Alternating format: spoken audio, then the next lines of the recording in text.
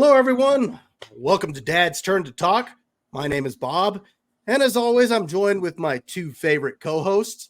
First of my two co-hosts, he's one heck of a performer. In fact, he sent me some video footages of one of his performances this week, and I'd like to share that with y'all before I introduce him here.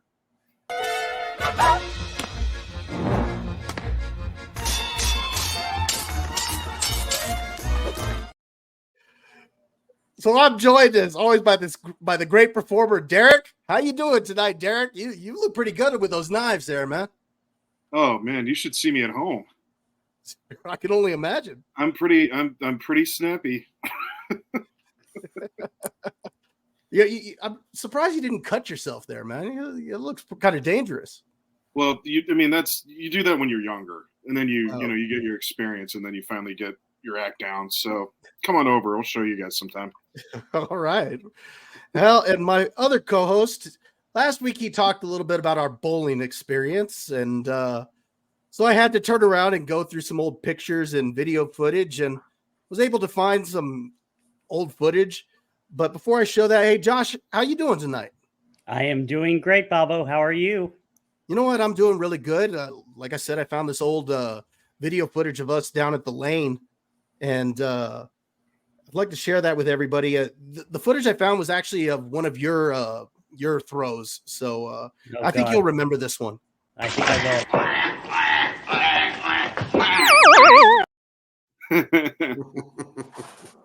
will. Sounds familiar. Do you still got it? Are you still good like that, man? I think I still throw the ball that slow. Okay. Well, it's good to have both of you with us tonight. And tonight we're doing something a little bit different. We got ourselves a guest. And Josh, why don't you go ahead and introduce our guest tonight? All right. Well, this guy I've known for way too long, probably as long as I've known Derek. Went to college with him. This gentleman lives in Los Angeles, and he is one of the top, if not the top talent agent to all the kids out there. Diehard Laker fan. I'd like to introduce Jeremy James Apodi. Wow. Jeremy, welcome. Thank you. What an intro. My goodness, that was lovely. Thank you all. I am honored to be on Dad's Turn to Talk. I am a big fan of the show. I don't know why, but I mean, well, let me say something, Bobby. I think you are a wonderful host. I love how you keep things moving. You're sharp, you're witty. You really get the topics going, and most of all, you got patience of steel putting up with these two dudes. I mean, let me tell you. I mean, I go way back with these two dudes, and it's quite a bit of patience to put up with them for over an hour at a time. But I love them. I love them. It's good to see you all. No, they keep me on my toes, so I have a great time with them. There you go. Good. All right, well, gentlemen, tonight we're going to go ahead and we got several things to discuss, but since we've got Jeremy on, we wanted to go ahead and discuss his favorite topic. We're going to be discussing the Lakers' loss and LeBron's future here. New Year! Let's go, Ace. New Year. Oh, that hurt. Oh. Now, in all fairness, I didn't know I was coming on this show to get set up like this. No, I gotta tell you, in all fairness, though, I was actually talking with Josh earlier today, and I think the Lakers are taking a little bit too much heat on this one. I mean, it's not like they lost to a scrub here; they lost to the defending champs. So, look, give why don't the you tell us Nuggets. What you think here, Jeremy, about that series and whatnot. Yeah, you got to give the Nuggets their flowers. I mean, they're legit. I mean, they are so good. Nikola Jokic is unreal. I mean, the guy's unreal. Jamal Murray snatched my soul and every Lakers fan's soul. Dude, that guy's money.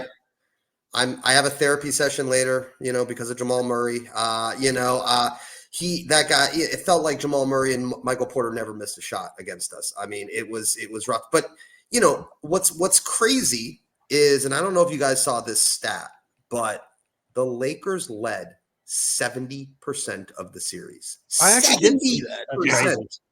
And we lost 4-1. And I think once game 2 happened and once we blew that 20-point lead, it was just a crusher. And I've been through a lot of tough losses. That game 2 loss was up there. Was up there as one of the worst of all times.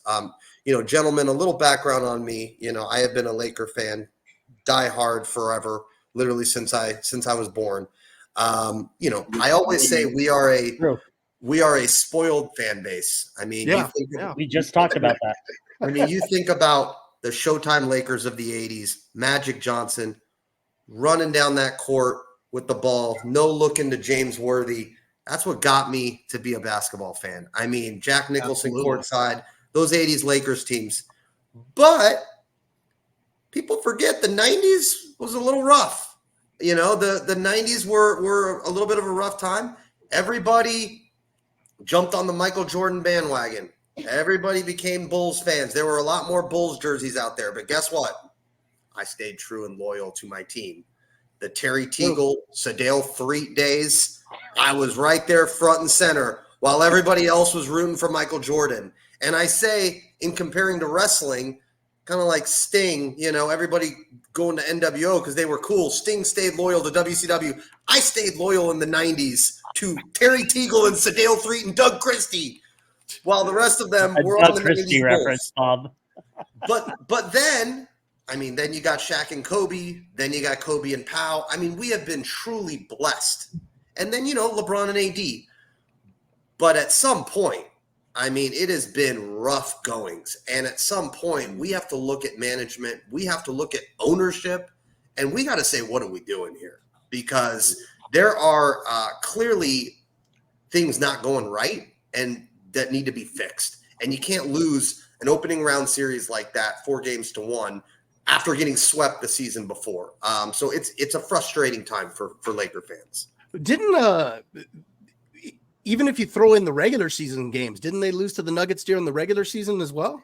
They lost 11 straight times to the Nuggets, 4 last year, and then all 4 regular season games, and then 3 straight to start the playoffs. So they finally got one the 12th time. I mean, look, the Nuggets, they're our daddy. They got our number. We can't beat that team. They are everything that, they got the cohesion. They got the, Aaron Gordon just looks like Wilt Chamberlain against us. I mean, the guy gets every rebound imaginable. They're always quicker to the ball. They just want it more, and they don't miss shots. And unfortunately, look, LeBron and AD gave it their all, but D'Angelo Russell was inconsistent. Rui Hachimura, the stage looked way too big for him. I mean, he had a great regular season. He looked great, but just the playoffs are a different beast. And they need another scorer. They need a third guy they can rely on, because LeBron, let's face it, boys, he's 40. He's going to be 40 years old. I mean, he can't carry it anymore. Anthony Davis, love him, but you saw what happened. He is brittle. He does get hurt, and we need a third guy that's able to step up. I love Austin Reeves, love the guy, but we need a third scorer. We need a third guy. Who would you like to see come in? Well, the rumors are obviously Trae Young. Right. But again, Trae Young defensively is a traffic cone, right? Yeah. So is that much of an upgrade? Offensively, sure. The big rumors are him, Donovan Mitchell. Those are the big names. Obviously, we had a chance at DeJounte Murray. Nope. And the reason we decided against it is we wanted the flexibility come summer. We're going to have some flexibility come summer. I know, Josh, we're going to talk about LeBron in a second. So I'm not going to mention him yet. But, I think for the Lakers, they have to first of all, we need a new coach. Period. I was going to ask you about that because I was going to factor into this too. Yeah. All right. Well, Derek, do you have any thoughts on the coaching situation? Because, I'm hearing that, they're wanting that his job is in jeopardy here in this case. And I'm looking at it and I see that they had a better record this year. Again, it's not like they lost to a slouch. They lost to the defending champs. And I hear everything that Jeremy's saying, and he makes some very valid points. What say you on the coaching situation?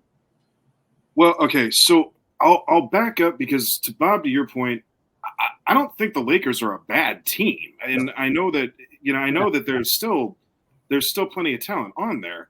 And honestly, let's not kid ourselves. Any team outside of Denver, Oklahoma City, and Minnesota probably didn't stand much of a prayer on the West side. That it was just going to be it's going to be one of those three.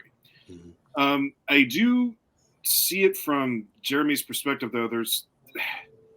They do need something else, and offensively, defensively, I'm not sure what it is, but there are more players that are needed because I think that we're getting to a point, especially with the three teams on top in the West, where they are young, they are consistent, and they are well coached. Yeah. Now, I also think that to Jeremy's point, I mean, they came close. I mean, it wasn't like the Lakers didn't deliver their best shot. I mean, they were ahead 70% of the time. Mm-hmm. But to that point, if you're ahead 70% of the time, you better be making sure, coach-wise, you do make the right calls. And that could have been a big factor with why they lost. And it's also been, and I think this is even a factor even before the playoffs this year. Jeremy, correct me if I'm wrong, but I heard rumblings about the coach even before this and how it was problematic. In the Laker community, it has been an ongoing frustration source. Darvin Ham. Now listen, Darvin Ham he seems like a very nice man, very nice guy. And Derek, like you said, again, I threw out the stat. We were leading 70% of the time. We were in this series. We competed. I was proud of our guys for the way they competed, but ultimately I felt like it came down to coaching. They had the better coach. Now, some of the things during the regular season drove us nuts. Okay. The fact that he started Taurean Prince for 50 games. Okay. Taurean Prince there was a crazy stat amongst the sports talk radio of when Taurean Prince plays between 15 and 20 minutes, the Lakers are something like 15 games over 500, something like that, 500. And then when he plays over 30 minutes, they're like 10 games under 500. Why? After last season, we had this cohesion. Did we start Taurean Prince for 50 games over Rui Hachimura? And what happened was you there. Because of that, we had to play catch up the rest of the regular season and end up just being in the 7th seed because of it. So there was that issue. There were the rotations that always seem funky. Darvin Ham, for some reason, loves 3-guard lineups. I don't understand why. It is what it is. But when Aaron Gordon is just grabbing every single rebound, at some point you got to be like, we need another big guy in here. And I think that's another thing with this offseason. We need to get a big alongside Anthony Davis. I mentioned maybe a Giannis Valanciunas, someone like that can play with him. But the constant 3-guard lineups were just made no sense. Then we get Spencer Dinwiddie and Gabe Vincent. They were pretty much kind of busts for us the entire, as far as a signing goes. And then he kind of split their minutes. So instead of choosing between one or the other, he had them both out there. Neither caught rhythm. So there were a lot of things, and not to mention the big thing was he would never call timeouts when the Lakers would when the other team would go on a run. It would be a 10-0 run, and he still wouldn't call a timeout. And you saw what happened the other day, the game. His timeouts, he never really did that. He never really made adjustments. How many times, again, with Denver, did we lose in that third quarter? We would get out to double digits leads every single game. In the third quarter is when they stepped it up. They would make the adjustments, and we didn't. So, long story short, I think as much as Darvin Ham seems like a nice guy, and as much as I think Frank Vogel was a fall guy for Russell Westbrook and that awful trade, I think, again, we got to move on and get another coach. But then the question becomes, can I ask, who do you get? Who's available right now? That's the question. Do you go to college? Do you do something out of the norm for the Lakers? Or like I just thought about someone who's an executive who you would probably hate. But what about Brad Stevens? Well, Brad Stevens, he seems pretty locked up with Boston. But I think the problem is that, yes, you have to think outside the box. Enough with the Laker family, the in-house hires. Right. Jeannie Buss operates our organization like a mom and pop shop. It's time for us to think outside the box, analytic-wise, coaching-wise. We need to step up. We're still in the Stone Ages a little bit, all right? And we need to start to get executives and basketball minds and basketball front office people that are going to make the right decisions. And I'm looking at you, Rob Pelinka, too. I mean, don't even get me started that you had a chance at Jaime Jaquez in the draft, and you passed up on him for a guy that's in the G League right now. I mean, we could have used Jaime Jaquez this series. So there are a lot of factors. It goes all the way down from the top, from Jeannie Buss to Rob Pelinka to coaching to players. Everybody needs to be held responsible here. So you say fire everyone. Blow it all up. No, listen. Burn the house down. Okay, well, let me ask you, Jeremy. Yeah. Do you think that the Lakers, the way they're built now, do you think they can win another championship if they get maybe different coaching, the way they're built, or do you need to redo the current build? It's a great question, Bobby. The league has changed. I mean, you look at Denver, you look at Minnesota, man. That team looks legit.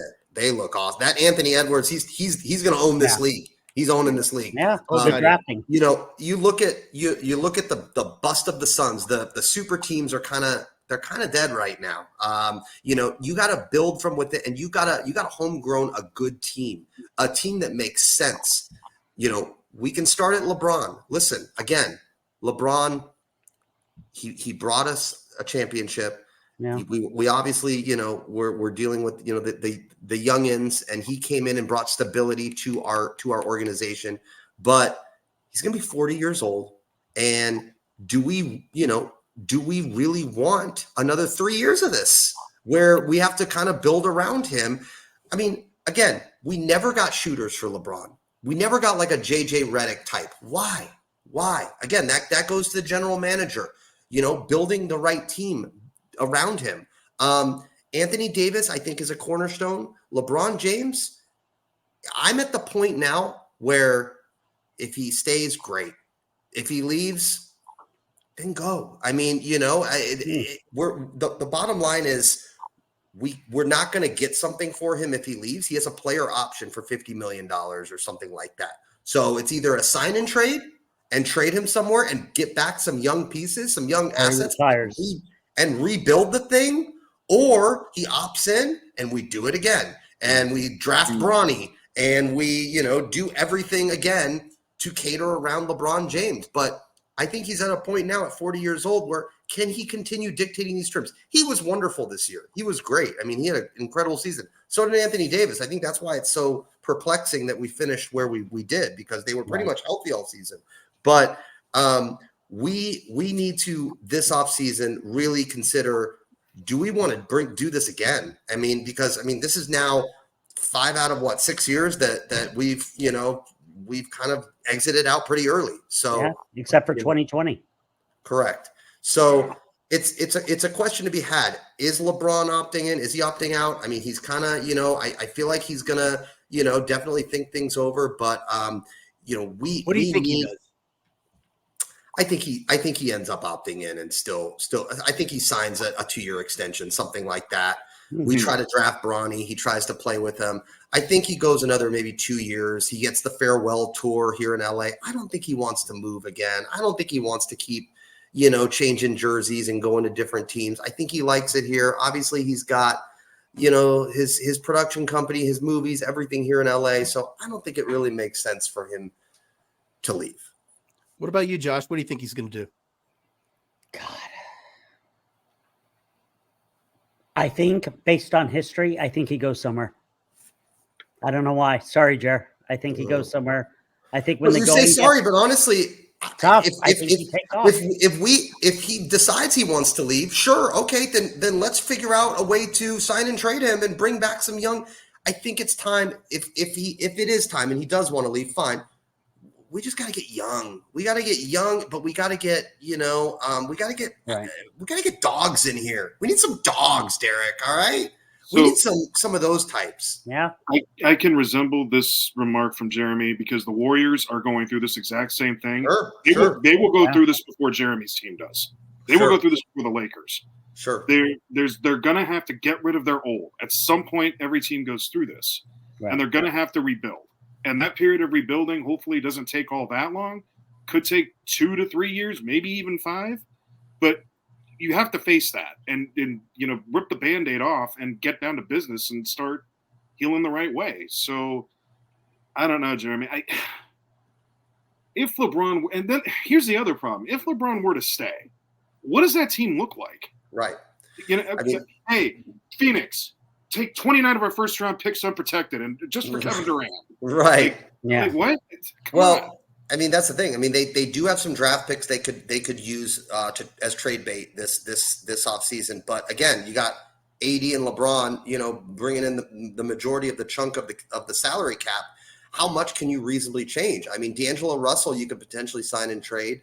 If I think he has a player option, but the issue with the Lakers ever since we had Kobe and Powell and Dr. Jerry Buss, rest in peace. The issue has been we're not a rebuilding team. We're not. We're a star-driven team. Right. Now, you look at all that young core we had of Julius Randle, Josh Hart, Brandon Ingram. You look at them now, man, that would have been a great team. Yeah. But we didn't have the patience to deal with that.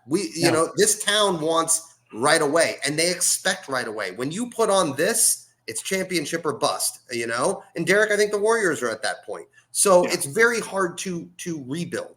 So that is the issue, is the Lakers don't rebuild. We don't, do that. And does LeBron, because the West is brutal. I mean, you look at, again, Minnesota's not going anywhere. They are going to be around for a long time. OKC is completely on the rise. You got Denver. They're all young. Those are young core teams that are going to be around forever. Does LeBron want to go through them again? I don't know. I don't think LeBron, going back to why I think he leaves, I don't think he has the patience. Right. That's what I think. I don't, Bob, do you agree? I don't think he has the patience. I kind of agree with Jeremy on this one. I do think he's tired of moving around, but I get where you're coming from, Josh. I think maybe if he was 2-3 years younger, I could agree with you on this one, because for his age, the guy still plays at a high elite level. I mean, don't get me wrong. I mean, he's not quite the best player in the league like he used to be. I mean, you look at the best player in the league was the gentleman on the other side of the court, was Nikola Jokic. I mean, that guy is something else. And they've got easily the best 1-2 combination in the NBA with him and Jamal Murray. That's an amazing team. And there was something that you mentioned earlier, Jeremy. You mentioned that the star-studded teams, we're kind of seeing that go to the wayside. And Denver's a perfect example of that, because you've got that 1-2 combination, and everybody else are solid contributors that they would start on any team, but they would not be the alpha on any other team as well. They would still be contributors no matter where else they went. Right. They just fit in very well with what Denver's doing. That's a team that built itself up. They're young and they're seasoned. So, I mean, it's a great point. I mean, you look at Aaron Gordon. Aaron Gordon was the top player on the Orlando Magic and was going nowhere. I mean, no one thought that guy could win with a team. He comes to Denver and the pressure is off, being a third or fourth star, and he fit his role perfectly. I mean, KCP, he's a perfect role player. I mean, I miss him. I mean, he was perfect on our championship team. So, we have to look at doing things a different way now. And, I think LeBron, again, at 39, the things he was doing at 39, unheard of, insane. I mean, the guy still is at the elite level, playing at elite level. It's unheard of. However, I think it's time that they really need to look at themselves in the mirror and figure out what do we want to do? Do we want to keep treading water and being a 6 or 7 seed and then getting, exited out of the playoffs, or, do we want to go young? And again, going back to the coaching, one of the things that drove me nuts all season, and I watched all 82 games pretty much, we left. I mean, this is a 3-point shooting league, right, guys? I mean, everybody shoots 3-pointers now. The Lakers would leave a 3-point shooter open every single possession. I mean, literally wide open. So when you got Michael Porter Jr. and you got some of these guys, you can't leave them open. And again, it goes back to coaching. And the defense was atrocious with leaving 3-point shooters open, and it drove me nuts. Sorry, I had to mention that because no, you're good. No, it's good. We agree. No, because you're right. This is a 3-point shooting league. I mean, you look at, gone are the days like when we were teens and you had those games that were 88 to 86 consistently. The mid-90s Knicks and Heat, yeah. That's why everybody's numbers are through the roof. That's why you get more rebounds, why you get more point totals and everything, because the 3-pointer is just everybody lives by it now. Yeah.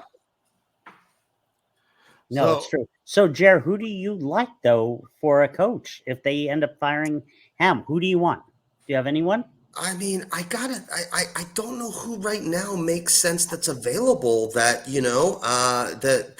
I think it really comes down to who, this offseason becomes available, because there's really no one, I'm trying to even think in the college ranks. I mean, who's out there that, and that's why it's like, who's an up and coming coach that would make sense. It's really tough. A lot of times it's these assistant coaches on, which is how Darvin Ham was an assistant in Milwaukee, under Giannis, and that's how he got this. So I think for the Lakers, they can't keep, whiffing and every 2 years getting a different coach. I mean, it's been an ongoing carousel of Luke Walton, Byron Scott, and it's just been one after the other. They need to get they need an Eric Spoelstra. That's what they need. They need someone like that.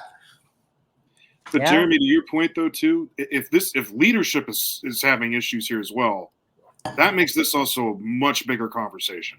Correct. Because now we're not even talking about players at that point. We're talking about making decisions that affect everybody. Right. So, I mean, I don't know how you go about fixing that problem at all. Unless you just move in new ownership, which I don't think that's going to happen anytime. No, Plus is they're never giving up that team. No.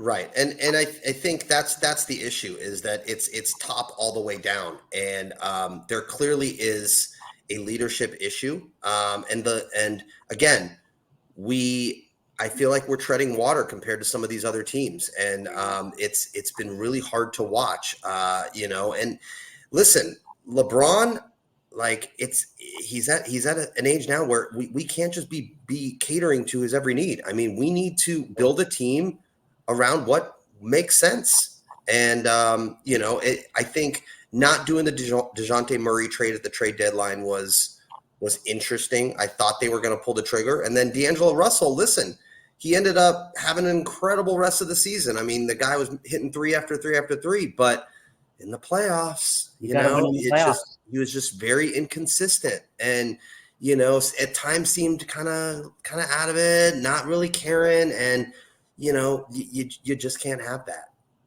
Do we know what Ham's record is right now overall?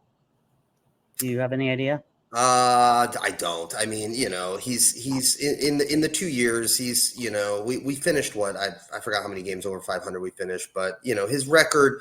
Again, I think had he started the right unit for the beginning of the season, we wouldn't be a 7 seed. And I think and that's the problem with the 7 seed. You ended up having to face Denver again. Well, listen, it was a big topic of debate about should we have tanked the play-in game against the Pelicans and then, took our chances against either Golden State or Sacramento, because then we would have faced OKC, and we had great luck with OKC all season. But you can't do that. You can't. One, you can't do that, and two, even if you do that, aren't you running into Denver at some point? At some point. And I think, honestly, you get them. It's better to get them early than later. Yes. Yeah. Yeah. When they start to get hot. Yeah. Oh, it's tough. It's tough times. So, Josh, you think Bronny, or you think Braun's moving on? Yeah. I think he's probably staying. Jeremy, you're not quite sure what he's going to do, or I think more than likely he's staying. Yeah, more than likely he's staying. But there is a chance, Bronny definitely is an X factor there. There could be a team that drafts him and he wants to go play for a year. But I just feel like LeBron is going to want that farewell tour. He's going to want that, every stadium, kind of thing that Kareem had. And where better are you going to get a farewell tour than in the purple and gold? So I think ultimately he stays with the Lakers. So no retiring at all, right? No, he's not retiring. No. What do you think, Derek? Yeah, I think I'm with Jeremy. He's got about 2 more seasons. Okay. I don't think he can go longer. I mean, LeBron would probably play until loss of a limb if he had it his way, but 2 seasons is probably pretty realistic. And I mean, I don't know what his priorities are if he really wants another ring, because if he does, I don't think it happens there only because of all the other factors that Jeremy was talking about. Mm-hmm. If he just wants money, then why not stay in LA and finish up? And I think to another point about staying in LA, doesn't he have a fair amount of like shop established in LA too? Like, doesn't he have a production company or something? He's got a ton. Yeah. He's so got that's what I think. Yeah. He's already got a pretty good foundation there. So to up and leave, I don't know. You'd have to get offered a fair amount of money for that. The money's right. But no, and the team has to be right, because if he's leaving the Lakers, he better go for one more ring. There's no other reason to do it other than that. Yeah, at this point in LeBron's career, I don't think money is even an issue at this point. I think it's more it's going to be other factors like Jeremy said, the fact that he's established there in LA, or it could be if a championship is more important to him. But I don't think money's even an issue at this point. That's probably true. Yeah, I'm with you, Jeremy. Seeing him move, I don't see but it. I'm with you. I mean, if hey, why not call the Suns and see if we could somehow pry Durant away? I mean, what a mess they are. So at least I felt good about we weren't the only I mean, the Suns were a bigger disaster than us. So there's that. I don't know. Knowing KD's reputation, he might end up on Denver next year. Oh yeah, I was going to say we're Minnesota. Correct. Or exactly. Minnesota. Yeah, right. But listen, the Lakers somehow always, we find a way. I mean, look, we were in the dark ages of Kwame Brown, all right, and those days, and then look what happened. I mean, again, different. It was Mitch Kupchak, and he pulled out a miracle, and we got Pau Gasol, and the rest is history. And then we made the trade, got Anthony Davis, and won a title. We always find a way to get back to relevancy. And not say we're not relevant now, but to compete for titles. And Jeannie Bruss, she's got to feel the pressure now because, if you're a Lake, you compete for titles. And, we're not a rebuilding town. We're not a rebuilding team, and so we need to figure out a way to be competitive. Is it Trae Young? I mean, again, it's not going to solve our defensive problem. I mean, Trae Young is probably a worse. And I love Austin Reeves. That's my boy, but again, another traffic cone on defense. He can't play defense. So if you got a backcourt of Trae Young and Austin Reeves, you thought they were giving up open 3-pointers before. So I think it's just finding the right player that maybe comes along that, is looking for a new home. Well, in all fairness to Trae Young, just because I agree with what you're saying about his defense, but you can improve that. I think Luka is a perfect example of that this year. About how his defense has improved. I mean, you're looking at the Mavericks. I just checked the score right now. They're up on the Clippers, by 20 points right now. Oh, yes. Yes. So, we're talking about a guy who, is always known for his offense, but nobody's thought about him as a defensive player. And if you look at the Mavericks, including Luka, over the last half of the season, they really stepped up their defense. And so maybe Trae Young could pull it together, but I guess that would be the thing, is that if you're bringing a guy like Trae Young over, he is a work in progress when it comes to defense. Right. Yeah. I had to throw up the fist sign because, now that the Lakers are out, we need the Clippers to be out because again, I have Josh, do you know my famous saying? If the Clippers win a championship, I have to move out of the city. He is moving out. Nobody hates. Derek can agree to this. Nobody hates the Los Angeles. I cannot live in a town where the Clippers are the champions. I can't do it because it's the Clippers. This was in our apartment complex back in college, and I thought he was joking, and I'm like, he's deadly serious. Oh no. It's whoever's playing the Celtics and whoever's playing the Clippers I root for. So there you go. Can you believe that, Bob? The Clippers. Hey, no, I get that. Trust me, I get it. It's kind of like in New York. You're either a Yankees fan or you're a Mets fan. Right. You're usually not one or the other. I mean, you're usually not both. You're one or the other. Right. So I guess it's kind of the same thing here. So that makes sense. Yeah. Where would you move if the Clippers won it all? We'll figure it out. I'll figure it out. I got time. Don't make him go. Don't make him think that way. I want to real quickly, with LeBron, listen, he does a lot of things with a lot of passive aggressive, a lot of drama, and listen, before LeBron was a Laker, I used to make fun of all that and everything. Once you put on the purple and gold, all is forgiven. I still make fun of it though. I'm telling you, man, having him on your team, it does age you. I feel like I've aged like 10 years. He's a lot. He's a lot to handle. But it just comes with the territory, I guess. Yeah. Yep. We all have those players. We have Draymond Green. Believe me. There you go. Talk about aging. I used to have. Yeah, that's a team there that they had a dynasty there, and you're seeing that go out the door because they've just basically aged out. Yeah, that's what I'm saying. We have to face the rebuilding. We don't have a choice. We have to look at it dead in the eye. I'll take Clay. We'll take Klay Thompson. Change the scenery. There you go. I mean, if you want him, Clay for D'Angelo. Let's just actually D'Angelo's already been on the Warriors, so there you go. Yeah, no, we call him 10 Thompson because every 10 games you'll get something great. It's those 9. It's really crazy how he's fallen. It's crazy. Yeah, but that injury did something to him, not only physically but mentally too. Yeah, he hasn't been the same player. Right. So he's never been the same since that. All right, gentlemen, you guys got anything else to say about the Lakers and LeBron? Good luck. No. Listen, I'm still, waking up at 3 with cold sweats that Jamal Murray, is shooting into my brain. But that guy's money, like I said. I mean, he is. He is. Hey,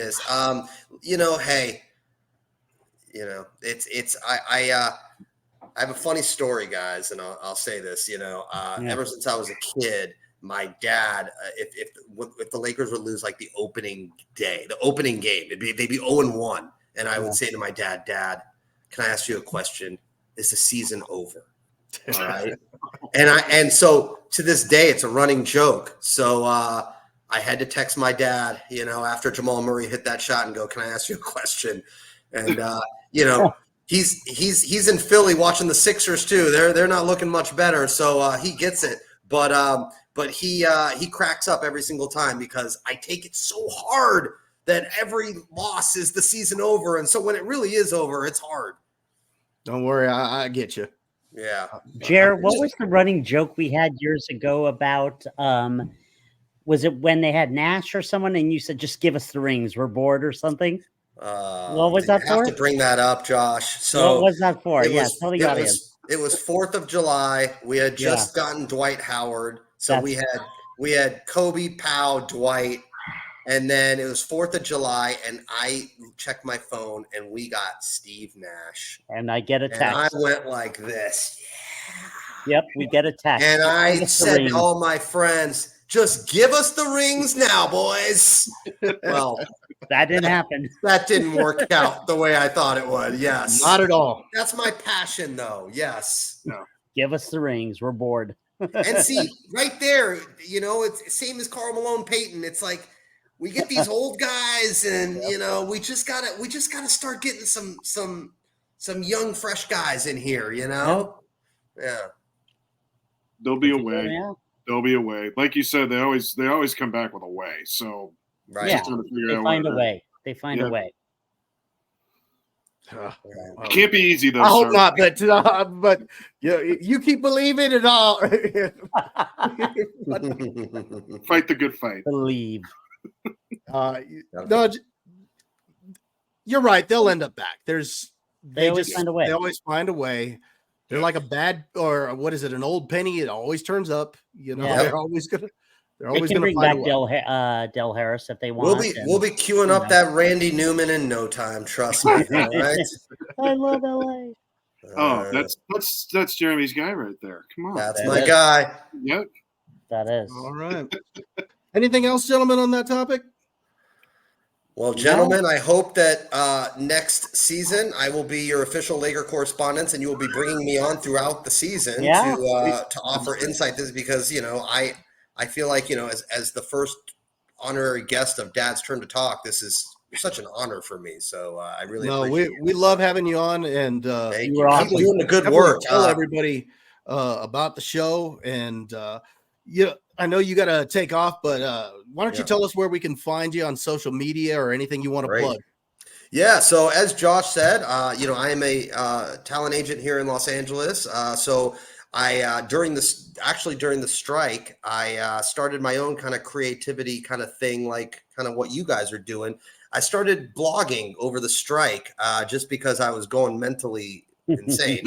And so I started doing this blog to educate parents on the business. I started out talking about my career. This is my 20th year in the business. Crazy. Which is crazy.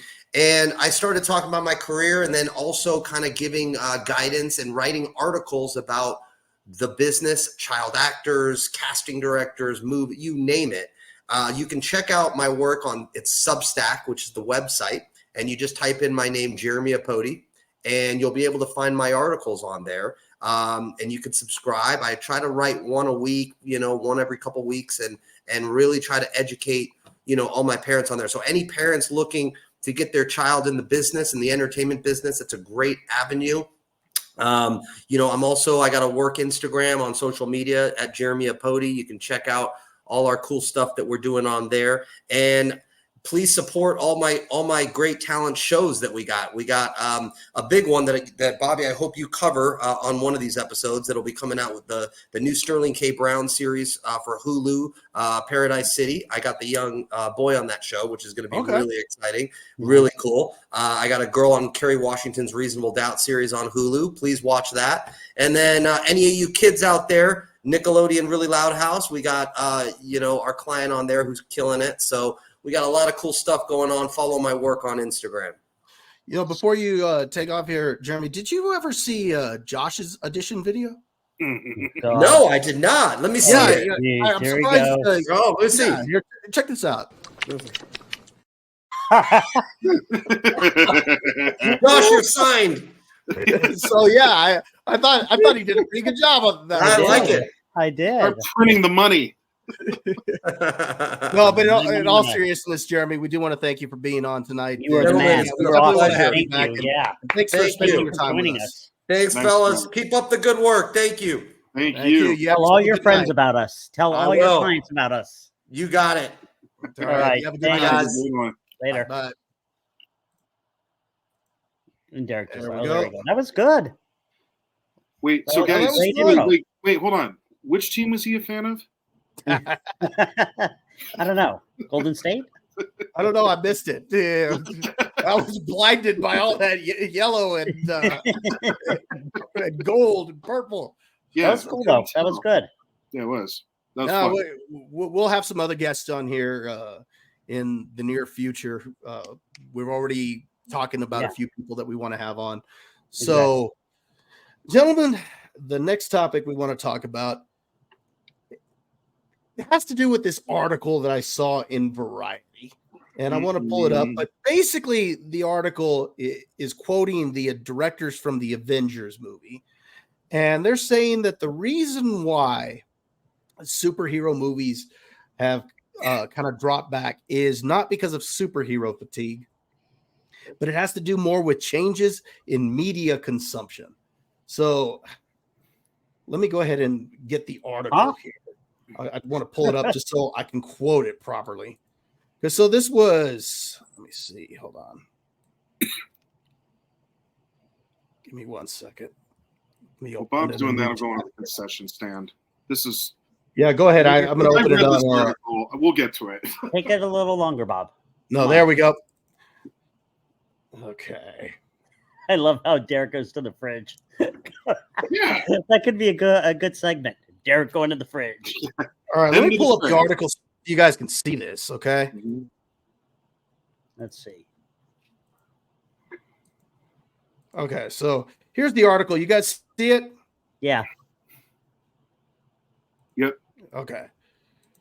So essentially they're saying that Marvel's recent problems aren't due to superhero fatigue, but a big generational divide about how you consume media. So it says here in the article, filmmakers Joe and Anthony Russo were responsible for some of the biggest box office hits. They name Civil War, Endgame, and they go on to say that let's see. I think we're in a transitional period, and people don't quite yet know how they're going to receive stories moving forward or what kind of stories they're going to want. There's a big generational divide about how you consume media. There's a generation that used to that's used to appointment viewing and going to a theater on a certain date to see something, but it's aging out. So they're saying that we're old, gentlemen. Wow. Which is probably true.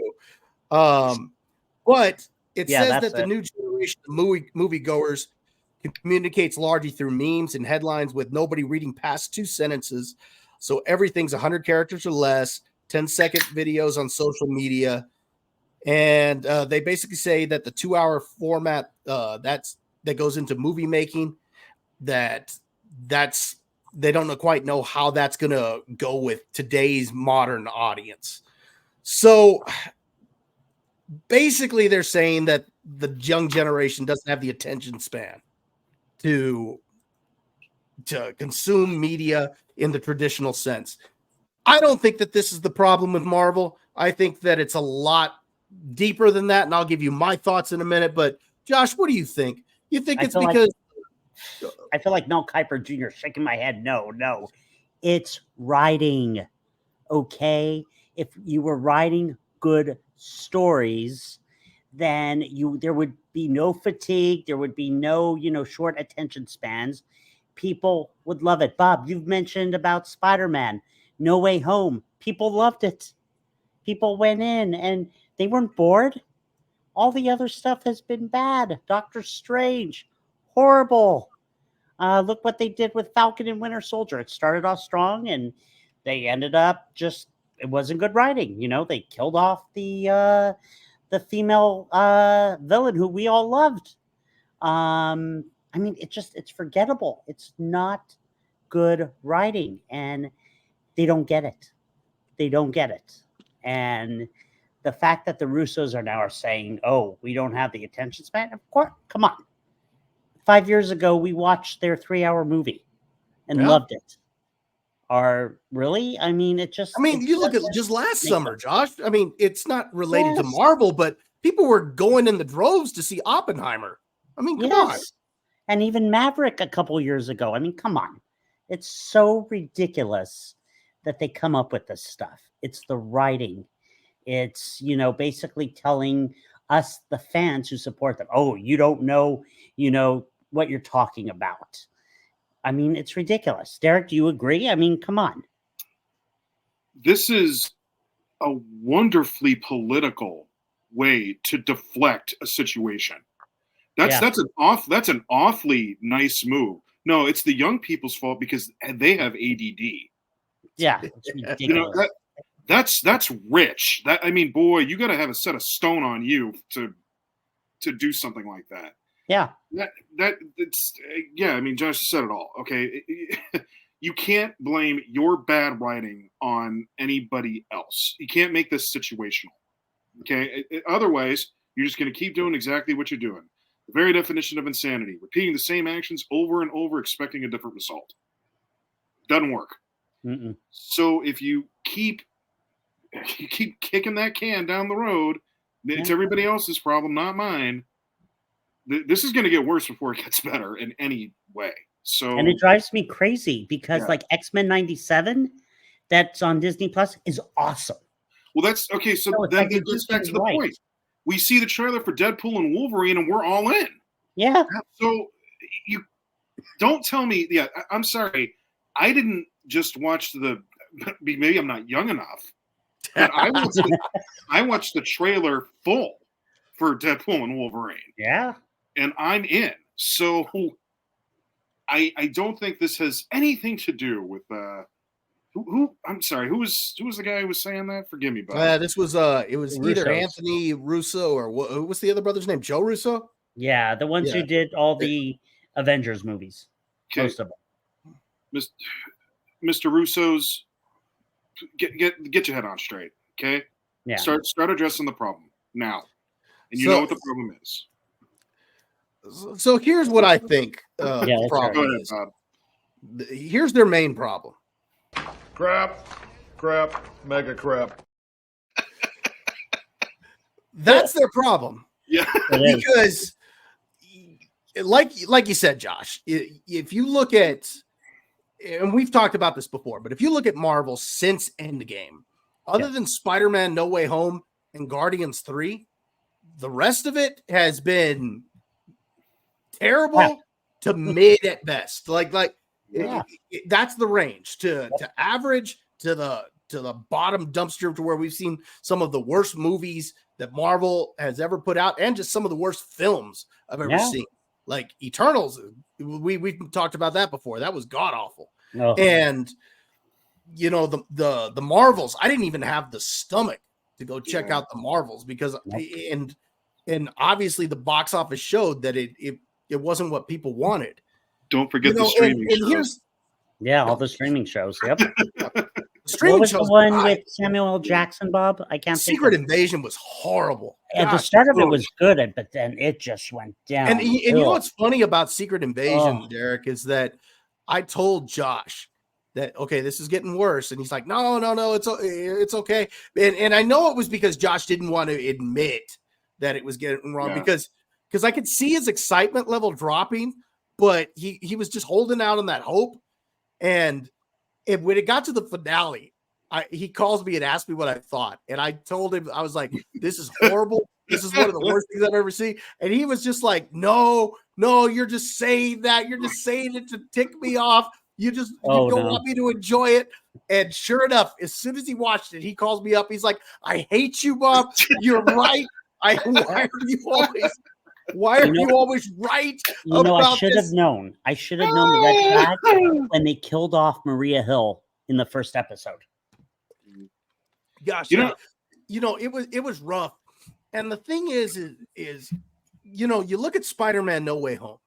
Okay, so the films, right before it didn't do great. And obviously there are some reasons for that with the pandemic and whatnot. Right. So, there were some box office issues there early on, but people still were willing to go see a movie if it was going to be good enough, because, Eternals only came out a month before Spider-Man No Way Home. And that one bombed at the box office. And they tried to use the pandemic excuse, and Spider-Man did it. No, I would say with Black Widow, which came out several months earlier, that was kind of an issue because they also released it to streaming the same day because of the pandemic. So there were some other issues that played into it.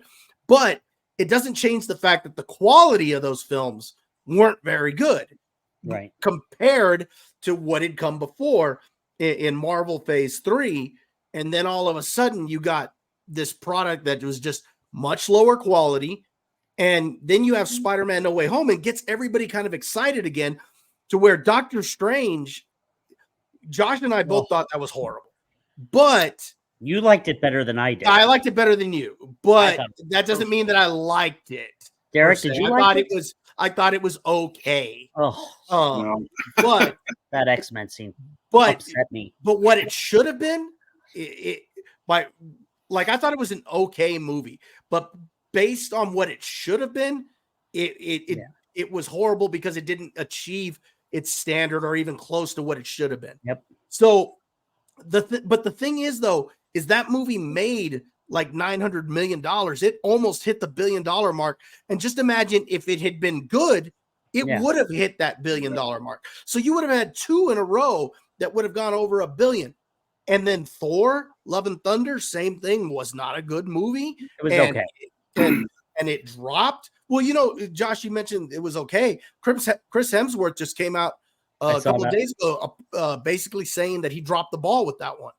Yeah. And so, even he's acknowledging there was some problems with that film. So it's just been miss after miss after miss with Marvel. And they want to still turn around and find a way to pass the buck and say it's this reason. It's superhero fatigue. Oh, no, it's not really superhero fatigue. It's just because people don't have the attention span that they used to. No, it's because you're suffering from a big problem. Crap, mega crap. That's your problem. I mean, it's like, Bob, you love all these, you have your great other YouTube videos, and you talk about like Shogun and The Chosen and everything. what? That's not fatigue. It's great writing. Yeah. So it exists. It exists. It exists with. It existed in Marvel. Yes. Yeah, that's the thing. It was there. Well, Derek, you and I, we've all three talked about this. If they, after Endgame, if they had never done anything else again, we would have been fine because that was a perfect ending. The problem is, you kind of, I guess, with the whole Robert Downey Jr. thing, everyone wants him back, and the Russos are like, why? We did a perfect ending for him. That's not going to save it. That's not going to save the problem. That's not going to save it. No, I get it. It's not. They need good writing. They need good writing. I still think they need to bring Dr. Doom in. Yeah, but again, it's not just if you don't solve the core issue here, I know. you're not going to fix anything. And it's not just the writing; it's to have a change in vision from the top down, because their vision just, I don't know, it got way off. They got more focused on whether it be messaging or focused on trying to introduce, off the wall characters. Yeah, they were focused on producing content rather than the quality of it. That's a very good way to say it, because it was like, well, let's spit out this show, let's spit out this one, let's spit out that one, and as a result, they didn't focus on their efforts on the one and make sure that was done properly. Mm-hmm. So, I mean, there's so many issues that they need to fix here. But all right, gotta start somewhere. Good luck, Deadpool. Yeah, but you know what? I mean, Deadpool brings some hope here, but the question is it a one-off? Now, I will say that I did like what I'm hearing about Daredevil, in that they saw that it was bad with the reboot that they're doing, and they turned around and they're refilming the whole thing. They did not like the way that it was turning out, and they brought back some of the team and the actors from the Netflix show. Did you ever watch Daredevil, Derek? On Netflix? I did. I love that show. See, this guy over here hasn't watched it yet, and I keep telling him that is worth watching. Are you serious? That is a good show, dude. Really? That was the one show. Okay. Yeah, the Netflix gotta stuff watch. How do we miss this, Josh? Because I watched it and I was glued. Okay, we never talked about it. You never mentioned it.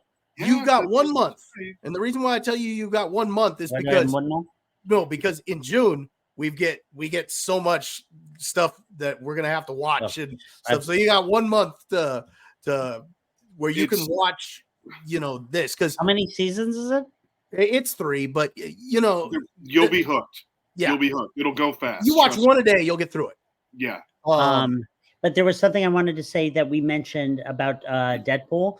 Derek mentioned this last week, where he said we don't know what's going to happen because Deadpool might exist in its own, area, right? Because they've never, branched out into the MCU. So we'll see what happens. Well, Deadpool I heard somebody say that it would be hilarious if Deadpool, they use that to turn around and kill the current MCU and just reboot the whole thing. That'd be funny. That would be good. That'd be good. Would you? Yeah, I don't think they're going to do that. But if you were going to do it with anybody, that would be the character to do it with. Exactly. Yeah. I find it like the scene after the credits is just like that crap. He's right next to J.K. Simmons. We need J.K. Simmons on the show. How can we do it? How can we get it done? Monetize. Yeah. Get some sponsors. I'll tell you what. Last I checked, we were up a subscriber. So that was my message, by the way. Oh, that was your wife? Hey, I don't care who it is. The point is, we'll take it. Yeah, she's like, I subscribed today, and I look 26. You're right. Hey, you know what? You know what's funny is that my girlfriend was asking me if anybody that watches my other channel watches this one, and I was like, hey, actually, one of my managers turned around and commented on, I think it was on our last show, and I was actually talking with her not too long ago. And she's like, oh, yeah, I like your channel, but my favorite is the dad channel. So she likes that interaction. So nice. That's a great time. That's a great time for just a reminder. Folks, please do like and subscribe. Yes, like and subscribe our channel. Dad's Turn to Talk. Please do. And now a word from our sponsor, folks. Crap, mega crap. All right, gentlemen, you guys got You're anything right, else? Bob. It is a lot funnier on the laptop. I told you. It's because Josh, he could never hear the clips. So he was just like, no, you're just, and I was like, man, if you actually hear it in the context, it makes sense. He never understood why you were laughing so hard, Derek. That's funny. No, but you guys got anything else to say about this article? Because I think I think we've nailed it. We've gotten to the crux of it, haven't we? Yeah. All right. So we're gonna go ahead and move on. All right, we're gonna move on to our next topic, and we're gonna be talking about the summer movies of 2024. Now, I'm gonna pull up a list here, but lack of summer movies 2024. Yeah, that's kind of what it seems like. So let me pull this up and let's see what we've got here. So first off, what have you heard of that's even coming out? Because unless I look it up, it's kind of hard for me to tell you what's coming out. I mean, we just talked about it. The only thing I can remember is Inside Out 2. Okay, now don't get me wrong. I mean, there's obviously Deadpool. So right, Garfield. Oh, Garfield. I didn't know about that.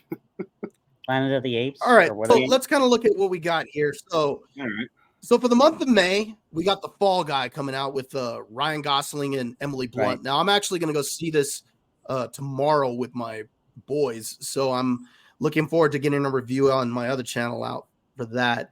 And then the week after, you got Kingdom of the Planet of the Apes. You got Back to Black. I'm sorry, Bob. Where does Kingdom of the Planet of the Apes fall into the whole Planet of the Apes? It's supposed to take place, it says here, 300 years after the last film, which was War for the Planet of the Apes. Yeah. So the apes are a lot more advanced at this point. Got it. You get Back to Black, which is the Amy Winehouse biopic. You get the movie If, which is the imaginary friend movie with Ryan Reynolds. And let's see, you get Furiosa, which is the spinoff to Mad Max or to the character from the last Mad Max movie. You get the Garfield movie on May 24th. So these are just some of the bigger blockbusters. Obviously, there's some others that are going to be coming out, and this is just the month of May. So for any of these, do you gentlemen have any interest in any of these here? Garfield? You should have kept that to yourself, Josh. Actually, I could see myself taking my kids to see Garfield. Why not? You do too, Derek. You don't think they want to see Garfield? I don't Garfield? share what I'm going to see with my kids. Okay, this is Dad's turn to talk. That's what this is. That's what this is. Okay, then skip half the thing. No, I wanted to see. I do like Furiosa. I was a big fan of that Mad Max. Okay, so you did. So you liked the last one. Okay. I did. I'm not sure how this one's gonna play. I mean, it looks very similar to the one that they did. So I will say I do like Anya Taylor-Joy, who's supposed to play Furiosa in this. So I do like her as an actress. So and Chris Hemsworth, he's the villain, isn't he? Yes. Okay, that's interesting. So yeah, that might be a little interesting there. So could be fun. All right. What about you, Josh? Anything there besides Garfield? Let me see. Maybe the Planet of the Apes movie. Those are always they're always pretty good too. I mean, it's been a while, but since I've seen them, but maybe. Yeah. See, I'm interested in that. I'll go check that out and review that, and then of course, like I said, I'm going to see The Fall Guy tomorrow, which I think might be some mindless entertainment. I think that could just be fun. So you have hope for it's got obviously a guy who could dress up as Beavis, in that Saturday Night Live skit and make that work. So, I like what Ryan Gosling has done in a lot of his movies. He's funny. Yeah, he is. I mean, he was an absolute liability at cornerback, and Remember the Titans, but otherwise he was. I had no idea. Good. That's right. He was in that. Wow. But otherwise, he's been pretty good. I mean, he was Ken enough, So, all right. So that's for the month of May. Now we get into June. We're looking at Bad Boys, Ride or Die. So this is the fourth Bad Boys movie. You've got Bad Boys. Inside That'll Out. slap you in the face too soon. Do you like that? You know what, Josh? I would have, hit you with one on that one, but I got to give you that one. That was pretty funny, right? Yeah, that was kind of good. Derek will never laugh, folks. Derek won't laugh on camera, just to spite me. Just spite store. Josh, don't push it too hard. You got one. So okay. All right. Let's see. We got Inside Out 2. This movie called The Watchers is coming out, which is actually made by the daughter of M. Night Shyamalan. So that could be interesting and weird. There's this one called The Bike Riders coming out with Tom Hardy, Austin Butler, and Michael Shannon in it. And then you've got this movie Horizon Chapter 1, which is supposed to be Kevin Costner's Western epic that he's directed. Directed and co-wrote. It's supposed to be 2 parts. The first part comes out in June, the second part in August. This is that's what's coming out here, guys. This is so anyway. Weird. So that's what's coming out in June. I'm sorry, I'm looking at June. Bad Boys. There's nothing like who would have thought like. Maybe the Bike Riders I might be interested in because Tom Hardy and Austin Butler. I did see the trailer for that, and that looked kind of good. Yeah. And those are good actors. So yeah, they are. So something there could be pretty good. Mm-hmm. Hey Bob. Yeah. You got Bane and Elvis in a movie together. Yeah, that's true. So I love the Jailhouse Rock. That is awesome. Behind you is Blackgate Prison. That is so and they funny. bring out the Jailhouse Rock. Yeah. So, all right. So now we're getting into July. All right. You've got Despicable Me 4. Nice. You got this movie Maxine coming out. What is that one? It's supposed to be. Let's see. Oh yeah, that's oof. That one looked. Let's see. It's like about an adult film star who basically gets into like a murder. Yeah. It looks pretty. It looks out there. Like this is actually a sequel to something, but I would have never seen the other film. Anyway. Yeah. Then there's this one called Fly Me to the Moon with good. Scarlett Johansson and Channing Tatum. Where it's basically set against the backdrop of the Apollo 11 mission, where if they basically fake the landing in case it doesn't succeed or something like that. So that looks kind of interesting. Twisters, so the sequel to Twister, and of course Deadpool and Wolverine. Right. So besides Deadpool and Wolverine, do any of those films interest you? I mean, I kind of think that Fly to the Moon kind of I like the idea of that. That sounds good. That sounds and very then of course Josh already mentioned Garfield, for the other. So I Despicable Me 4, if for us as dads taking the kids to go see. Yeah. But beyond that, I mean those are actually kind of fun movies, but yeah, I mean the kids would enjoy it more, I think. Yeah, those are 2 pretty good ones for July. I mean, June June sounded like we were just striking out. I don't know. June was sad. Yeah. Just admit it, Derek. It was sad. So now we're getting into August. We got August. Oh God. Harold and the Purple Crayon. It's based off a kid's book. Yeah. This might be interesting. It's a movie called Trap, which is by M. Night Shyamalan, about a serial killer that's stalked by police at a pop concert. I actually saw the trailer for that. That looked kind of interesting. So that one actually I might be interested in. You've got the new Alien movie coming out, Alien Romulus.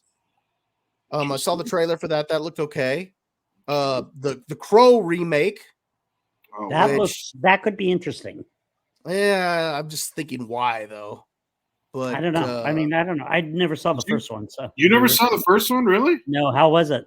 Oh, I think you. I mean, it's dark. it's out there. Yeah, it's way dark, but it's. I mean, I was entertained. It definitely kept my attention. Did you see it, Bob? years ago. It's been forever since I've Yeah, seen it. Came out when, like But I will say it's a cult classic. So I just don't know if they're going to be able to capture the vibe for it. I saw the trailer and the vibes. Yeah, it's different than the original Crow. We'll say that. Yeah, I've seen it so, too. Yeah. Then to close out the rest of the summer, you got the movie Reagan, where Dennis Quaid plays Ronald Reagan. That's right. Finishing off strong. And then from the same studio that gave us Madam Web. No, they're going to destroy it. Raven the Hunter. Don't say it. They're probably going to change the whole thing. Oh God, no. Marvel's gonna take all that success. Raven. Now, in all fairness, that is not Marvel. That is Sony. No. It's not going to be good. But I will say this: Madam Web and Craven sure definitely aren't. Well, maybe Craven will be okay. I mean, maybe it will be. But I will say that Madam Web sure didn't do comic book movies any favors. We'll it's going to be called Raven the Huntress instead of Craven. Good God, I can't. I don't know. I did see. You better not give them any idea. I mean, the trailer it does look like it's going to be brutal from a violent standpoint. But no Spider-Man. No Spider-Man in it. Yeah, I mean they keep having all these Spider-Man films with no Spider-Man in it. So dumb. I mean, heck, look, even in Madam Web, they have Spider-Man's parents, his mom, turn around and give birth to him, and they still won't say the name Peter Parker because they contractually can't say it. It's ridiculous. It's a waste. No waste of money. So I mean, maybe it'll be good. I give up. So anything, any waste of money. Of those movies that we said, Derek, what's interests you the most? If I had to pick like 5 of them outside the movies that we'll be taking to the kids to, I do like. I mean, obviously Deadpool and Wolverine is up there. I like the Fly Me to the Moon. I like Mad Max. I can't remember the name of the movie that you were just talking about with Tom Hardy and the Bike Riders. Yep, the Bike Riders. I'd see. And there was one more in there. I was just Planet of the Apes. I was never like the biggest fan. I mean, I've seen them all, but and I'm entertained. Don't get it twisted. They're fun. They're fun for what they are. But I'm not like a huge fan. There are some people who are really, really into those movies, and I can understand as to why. Maybe the other Alien.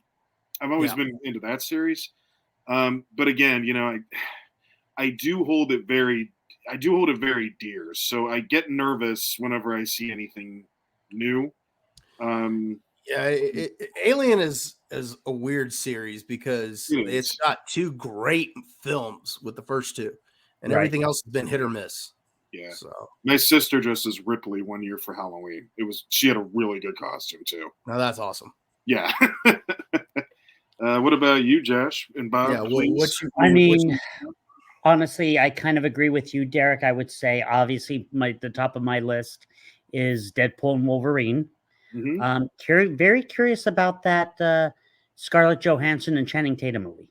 Yeah, I haven't seen the trailer, but the way Bobby has described. I saw the trailer. The trailer looked okay. The trailer looked okay. Okay, so that might be maybe something. The one with Austin Butler and Tom Hardy probably would maybe pique my interest. I don't know. Maybe The Crow. I don't know. See the original first. Yeah, probably. Yeah, and then Planet of the Apes. I guess I would say. What about you, Bob? There's zero enthusiasm in Josh's voice right now. I'm telling you, it's a very weird year. Yeah. For me, obviously Deadpool and Wolverine, so I'm not even going to include that one. I'm going to include the ones separate from that. The Fall Guy, which I'm going to see tomorrow, I am interested in simply because I think Ryan Gosling's on a hot streak right now. And with Emily Blunt in there, hopefully that would be pretty good. Kingdom of the Planet of the Apes, I am interested in just because I liked the previous trilogy that was done. So I did like that. The Fly Me to the Moon looks good. Or looks interesting. The Bike Riders looks good. The trailers look good. I was actually upset when they turned around and delayed that one to the summer. I get why they did, because this was actually supposed to come out before. Keep in mind, some of these films were films that were supposed to come out last year, but they didn't because of the strike. So they pushed them off. And so anyway, the Bike Riders, and then I'm gonna say probably Alien would be the next one. And there's a few others that I would be semi interested in seeing, and I'll probably see them from my other channel anyway. But as far as the ones that interest me the most, and I'm intrigued to see Dennis Quaid play Reagan. So, I mean, that could be interesting. Yeah. So, I mean, I don't know what the film itself is going to be, if it's going to be a look at his whole life or if it's going to focus on a specific event. So that'd be kind of interesting. Kind of like the Amy Winehouse biopic, I think, is actually focusing specifically on her creation of one album, from my understanding.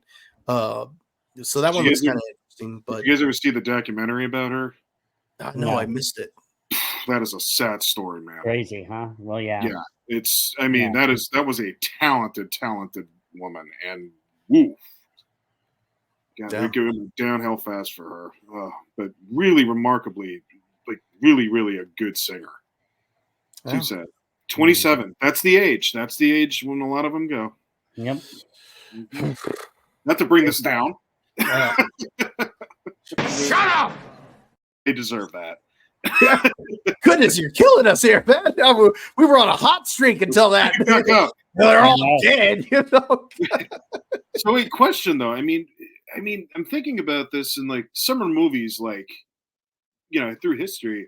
How many, you know, does one generally go see, you know, when all these blockbusters are being released on average?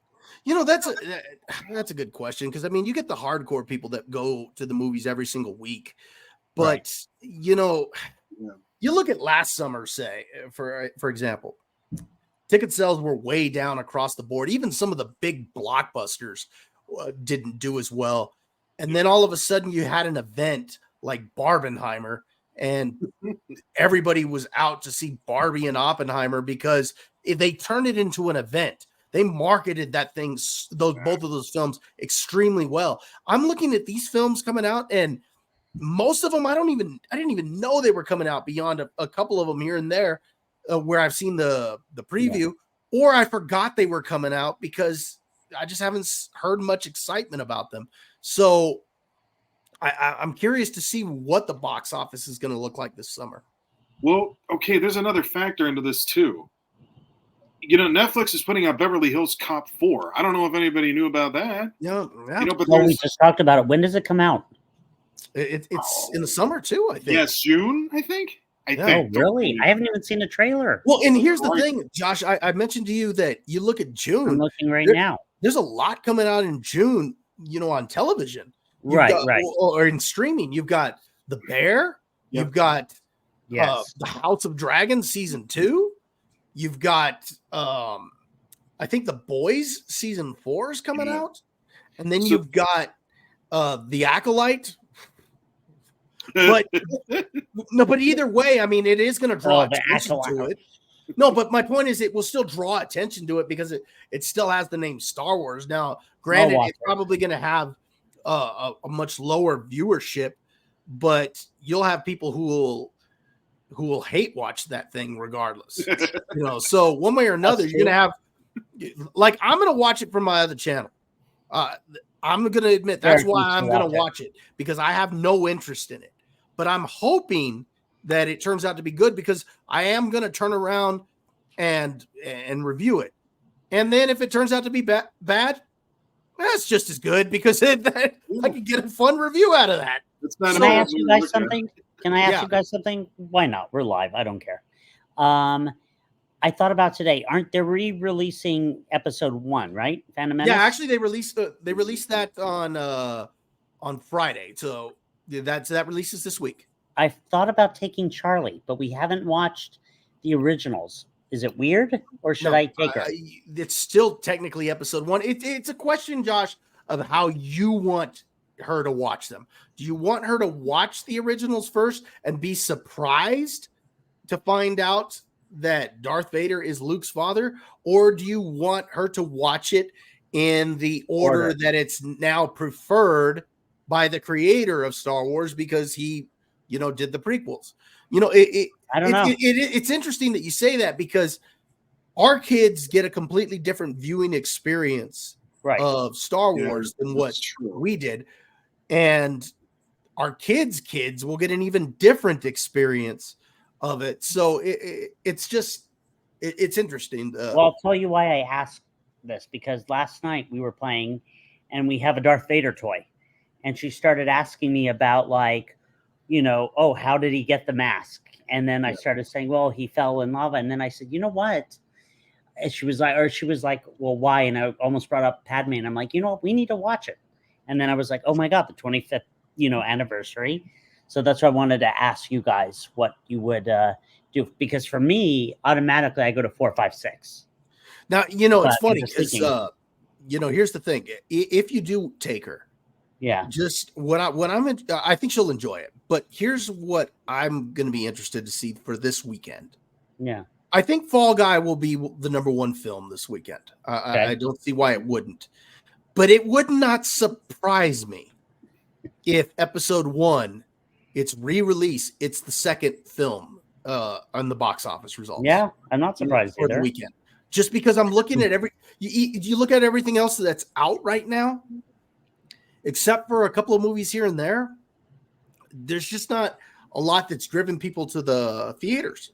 Yeah, that's what I was getting at is, the theater experience is not what it once was. And that's sad. It's not that I'm, rooting for that, but maybe that's what we've turned into now, is because there's so much available on streaming, whether it's movies or shows. It's very convenient to just kick it and watch something awesome.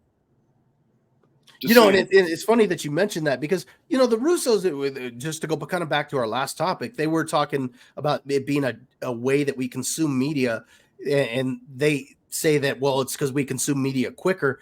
It could just be that there's so many more options out there. And it's like you said, the experience isn't what it used to be. Like, I'm going to go with my boys to see Fall Guy, and we're going to buy some sodas. We're going to probably get some popcorn.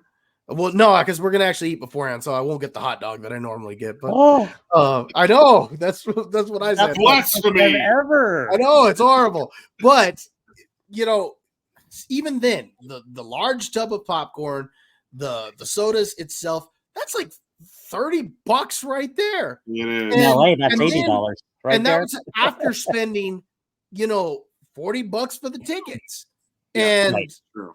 So, it's, $70 to go see a movie. And so, again, don't get me wrong. I enjoy the experience. That's why I go. But I see what you're saying, Derek. It's like, well, I could save $70, just wait for it to come on streaming, and then I'll turn around and just watch something else because there's so much more that's literally a click away. Bob, there's one thing I just would like to say, and I'm not, obviously here to speak on, your behalf or Derek's behalf, but maybe Derek will agree with me on this. Like, Bob, you have older kids. Mm-hmm. Derek and I have the younger kids. So for us to go to a movie right now, it really has to be something that we really want to see, because you have to get a babysitter. Right. There's a lot of things that you have to think about. Or for Lisa and I, we maybe try to do it when Charlie's at school and when neither one of us is working, on a Friday to try to do that. So that's like, for me, like automatically, like I think about all these movies, obviously Deadpool and Wolverine, I'm going, for sure. I'm going. All the others, would I like to see him? Yeah. I'd be like, hey, you want to have a day date or a date night, and maybe we can see that. I don't know. Do you feel the same way, Derek, in terms of that? Every so often, obviously we would like to go see movies together, but there'll be ones where I get to wait, and kid will be like, if you want to go see it, no harm, no foul. And I just go by myself. Yeah. But, that's also, you think about that too. And it's like, well, I mean, when do I go do that? Okay, so it's Friday night. I'm already exhausted. Saturday, you get back home after activities. I could probably do it then, or on Sunday night. Right. But it's also like, is it the right call? Unless like the kids are just sitting there watching TV anyway. If they're doing that, then fine, I'll go. Right. But if there's like things to do, it's honey, I'm actually going to go see Deadpool and Wolverine. Right. It'd be late. It would be late when they're in bed. We have to take the kids to baseball. No. You can cover that. It's fine. No, it's tough.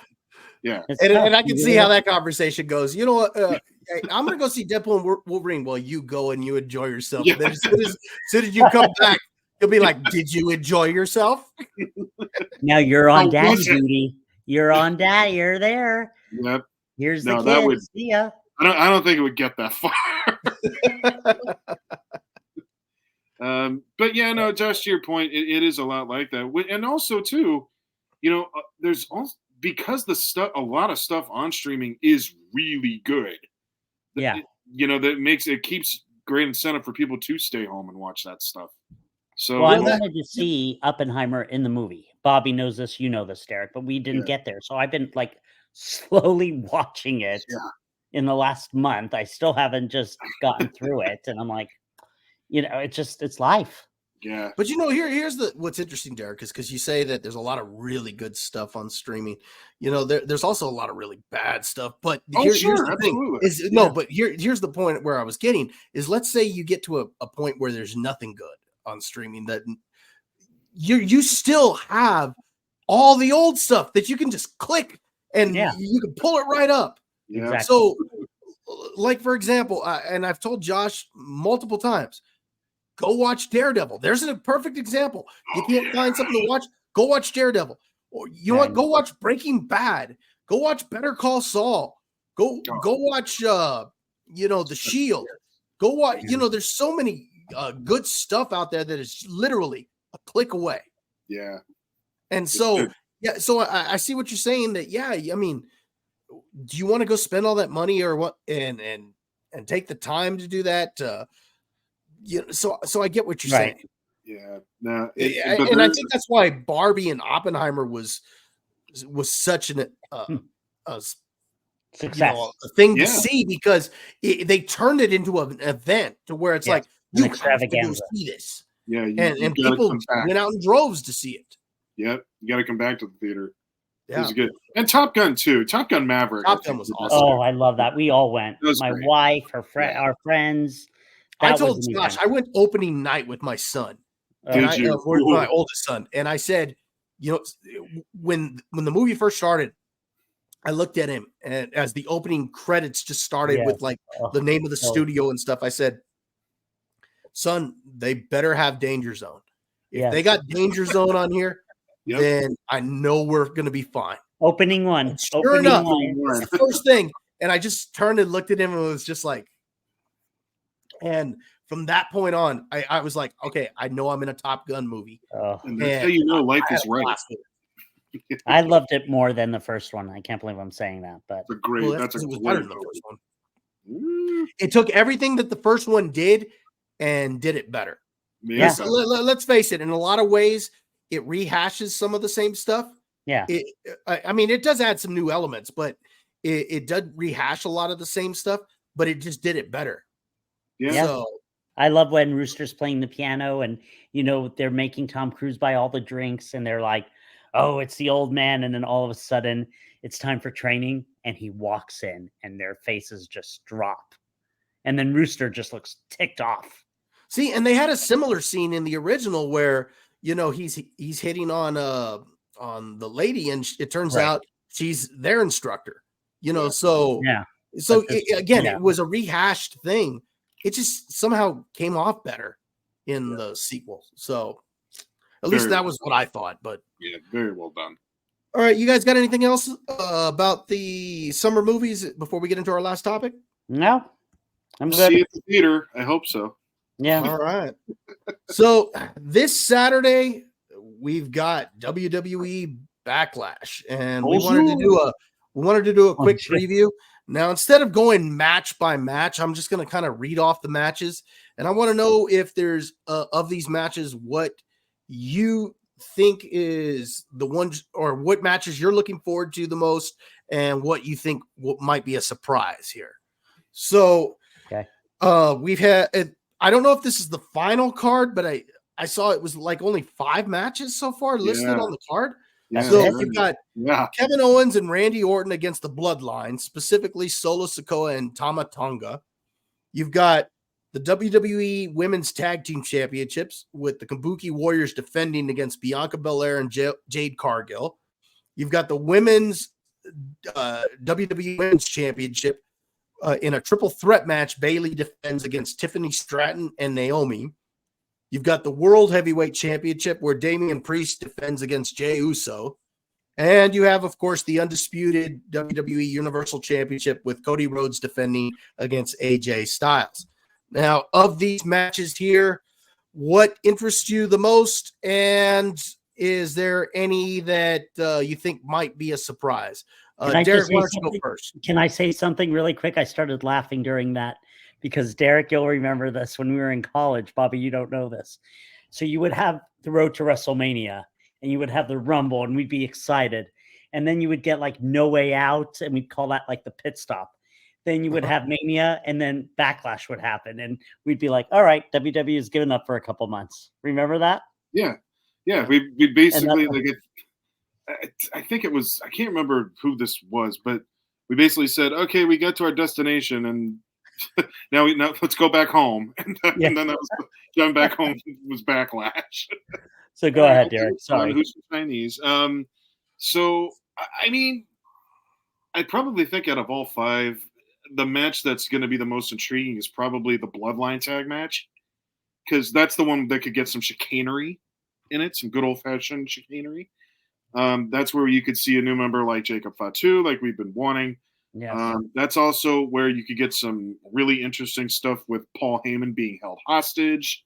There's a lot of fun that could happen within the story. Have your attention, sir and or madam. Sir and or madam, yes. And then but just from like a just straight up match perspective, I'm down to see Cody and AJ. I think Cody's WrestleMania was about obviously the chase to get the title. This is the one where he's going to have to prove why he holds it. Yeah. And I think AJ is a perfect opponent for that. So I think those are probably the 2 that really do strike out. I'd love to see Jey Uso win the world title, but boy, would that crap all over Damian Priest if that happens. So. Yeah, it won't happen. But I think that could be fun if they do. I could see Drew McIntyre come out the next one.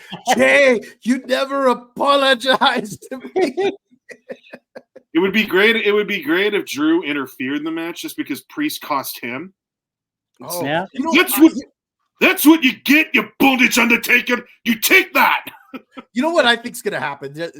And this is not with this match, but I think Drew down the line is going to win Money in the Bank and then turn around and cash in on Priest. That would be good. I love Drew McIntyre. I love what that guy's done. Yeah, he's on another level right now.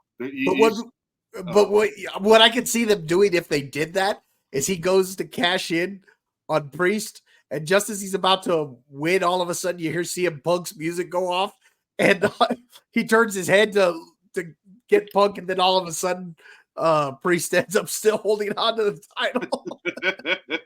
I could see them doing something like that. But anyway, so you were saying, Derek? I think those are the 2 I'm most interested in. Just a side note on that, I think Drew wins in June. I think he actually beats Priest at the Castle. Okay. Wow. Yeah, that's very possible. Yeah, and then I think you take that to SummerSlam with Punk. Hopefully, they're both ready and off the IR by then. But for this pay-per-view, yeah, I think it's those 2. What say you guys? What you got? AJ versus Cody. Looking forward to it. Cody will win. But I think I'd be interested to see, if Cody bust out some new stuff. And I think it's going to flow very nicely because, AJ is this generation's Shawn Michaels, Yeah.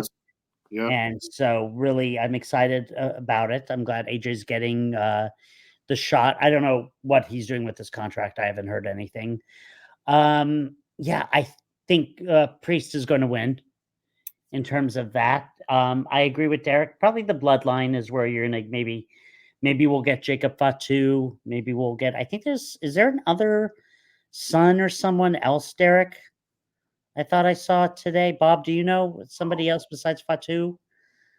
There's a few. There's so many of them. There's so many of them. It's hard to tell. By the way, I think that there's a very good shot. Maybe this happens in France.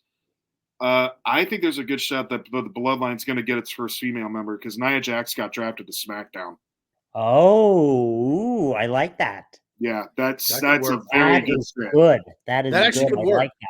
Yeah, they haven't had a female yet, so now they got the option. I mean, I know Derek knows this guy well, and Bob, you've actually said you watch clips, but dear God, Jacob Fatu, if they allow him to be Jacob Fatu the way we know who Jacob Fatu is, dear Lord. Yeah. He loves yelling all sorts of words we can't say on this show. Right at the crowd. Yes. I mean, he does a moonsault that's amazing. Yeah. And they put a guy on a stretcher and he pushed everyone aside, got onto the rope, and crushed him through the stretcher. He's insane. Yep. Very insane. True. What about you, Bob? What do you look forward to? I think the match of the night will be Cody Rhodes and AJ Styles. I mean, I don't see how it can't be. Right. But I think the sleeper match could easily be the Kevin Owens, Randy Orton versus the Bloodline. As far as I think that's going to get some good pops, and that's going to be a lot of fun.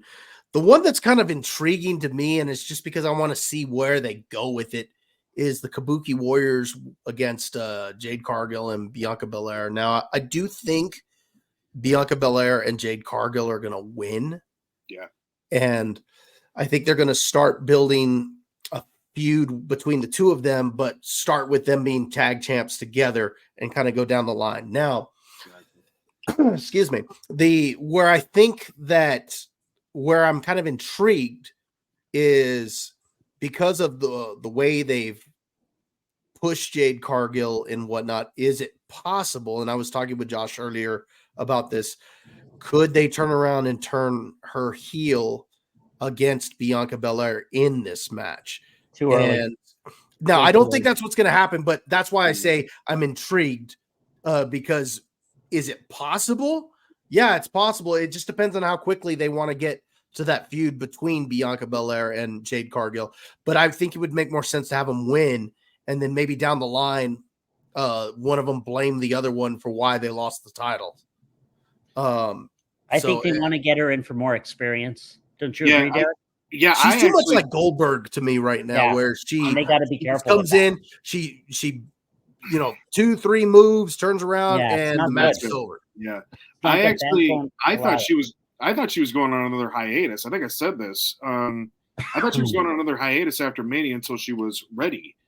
But maybe this is a nice way because Bianca will help her learn. She's got a good learning partner. So as long as she stays on her social media posting pics, I'm good. So yes, no, everybody will be fine as long as she's doing that. Hey, she played She-Hulk better than the other She-Hulk.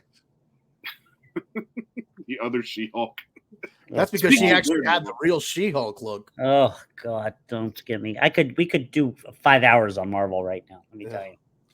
So anyway, that's what I think about it. I think Backlash. It's I mean, obviously this isn't the same level as WrestleMania or anything like this. Not at all. But I do think it's kind of intriguing. I do like the fact that at least from the card that they have listed, almost all of them are championship matches. So it's interesting. It is interesting how their business plan is working right now because this until SummerSlam, it's all international. Yeah, none of the States. So yeah, you got France, Saudi Arabia, Scotland, Toronto, and then you're on to Cleveland and SummerSlam. Wait, which one's Toronto? Money in the Bank. I thought Money in the Bank was obviously not Canada, farther away. No? No, I think it's. I'm pretty sure it's Toronto. Hold on, let me look. I'm pretty sure it's Toronto. Okay, maybe you're right. I knew SummerSlam was Cleveland. Yeah. Yeah, here we go. Yes, Scotiabank Arena. Okay. Yeah. I think, come Cleveland, I think DIY will probably be a big, have a huge match because isn't Gargano from there? Yes, he is. I don't know. I don't know if they're gonna have. Yeah, Miz is from there too. So I don't know if DIY is gonna have a big match. I mean, unless they're gonna move forward with Tommaso Ciampa turning, which maybe they do. I don't know, but I don't know about Miz either. No, they're not gonna do that. No, who's gonna have the big match is Logan Paul. That's who's gonna have the big match. Is he from Cleveland? Originally, yeah. God, I like Logan Paul. I do too. Awesome. I can't believe I'm saying it. Would we have ever thought that? No. That he was good. You know what? He proved. I'm pretty sure he proved every single person wrong who was a doubter, including all three of us. Well, even in his first, I wouldn't say I was a doubter because I watched it very differently the way that you did. Because I remember Josh and I would have this conversation. He would be like, "No, this guy, he shouldn't be getting these matches or whatnot. Yeah. He's just part time." And I was like, "But Josh, every time he's in the ring, he's hitting a home run with it." I still don't think he should have gotten that world title match. Which world title match? The one he's talking about the one against Reigns, but I understand why they did it. It was because celebrity. It was because of the way the audience is for Crown or Jewel. Right. What is it? Crown Jewel? Yeah. So it's a different type of an audience, and they tend to like those celebrity or those big name main events. And having Logan Paul in there was a big name as far as like social media and whatnot. So it makes sense from that standpoint. He's a great wrestler. God, I can't get over it. Did you ever see that one bit when they in the match? I was laughing so hard when this happened. When Roman Reigns had him on like this, crab, like this, crab, like a sleep, like a. Now, what am I trying to say? It's like a camel clutch. He had him in a move like that. Yeah. And Roman Reigns is looking like right at the camera. He's like, "Ain't gonna be no more tweeting here, no more YouTube videos." And you hear Logan Paul in the hole go, "Not true!" And then Roman Reigns goes, "You listen to me. You're done with your followers." He's yelling at him. Reigns got so funny. And then Logan Paul finishes with, "No, we coming, baby!" Like it was just magic. It was so good. We talk about Roman Reigns and from 10 years ago how nobody liked him and everything. Got to give him credit, but you also have to give Paul Heyman credit because I think Paul Heyman really worked with him. Well, that had some to do with it. I mean, combining those two together was a good move, but I do think most of it was Roman. I mean, I think Paul, taught him the psychology, don't you, Derek? That whole heel psychology. So when I have heard Roman Reigns talk in interviews, he always has said, "I always wanted to be a heel. I never wanted to be a babyface." Interesting. That all came from Vince, just with just where he saw Roman, and then that's when he started coming up with that whole Kingpin character. Was when he was out, and then he showed back up. Yeah. And before that, he straight up told Vince, he's like, "Look, if we don't try now, when are we ever going to try? We might as well do it right now." Yeah. Yeah. I will tell you this though: when he does return, he's going to get a massive pop. Massive baby face. Yeah. People are going to love him because this run that he had as a heel, he earned so much respect. So the moment should happen when Solo pushes Paul Heyman right into the corner and starts getting that thumb triggered. That's when I want to hear the music. Yeah. Right then. Yeah. Right that moment. Yeah. It's gonna be good. Though I hope he keeps his current music theme. Yeah. Oh yeah. I hope he doesn't go back to his other. I hope he keeps that one because I could see that theme, his current one going off, just like you said, right when he's about to hit him, all of a sudden that theme goes off and Roman comes walking out and you just see everybody and that crowd's gonna go nuts. Yeah. Yeah. Oh, it's so good. Yeah. All right, gentlemen, you guys got anything else about Backlash? No, I think we've covered everything. Really good show tonight, gentlemen. Absolutely. So it was fun tonight. We had our first guest. And we will try to get some others on there. Like Derek and Josh said, don't forget to hit that like button, subscribe to the channel, and tell your friends about us, share the video. And where can we find you guys on social media? Where can we find you, Josh? I am a realtor here in Los Angeles, and you can find me on Facebook and Instagram, either under my name or the Family Man of the Valley.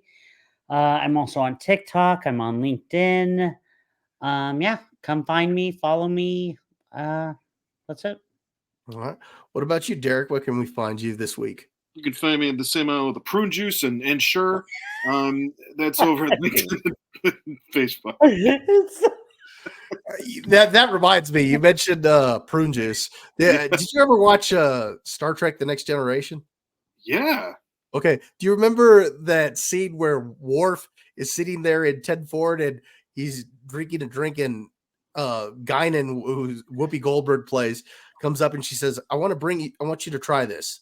This is an Earth drink. And he drinks it, and then he looks at her and says, what is this? And she goes, it's an Earth drink. It's called prune juice. And he goes, it's a warrior's drink. and he spends the rest of the show drinking prune juice. That's funny. That's tremendous. I got to look that up. Oh, that's hilarious. He's like, a warrior's drink. Oh, man. All right. And you all can find me over at Was It Good at Bob Loves Movies on YouTube. Come check us out. We went over 300 subscribers a couple of days ago. We are now, last I checked, at 313. So excellent. That little channel is growing.